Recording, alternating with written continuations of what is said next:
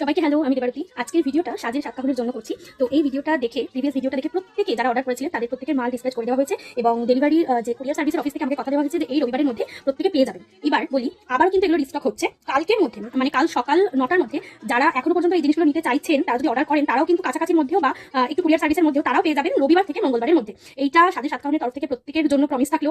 আর যারা নিচ্ছেন তারা প্রত্যেকেই আমাকে ভিডিও পাঠিয়েছেন, ওপেনিং ভিডিওটা মাস্ট তারা জানেন, তো পাঠিয়েছেন। প্রত্যেকের জিনিস খুবই পছন্দ হয়েছে, তাতে আমরা ভীষণ খুশি যে আমাদের ভালোবাসা প্রত্যেকের ঘরে ঘরে পৌঁছে গেছে। পরবর্তীতে আরো নতুন নতুন কালেকশন নিয়ে আসবো, আর অনেক কিছু নতুন আপডেট আসছে, তোমরা প্রত্যেকে দেখতে থাকো নতুন আপডেটগুলি।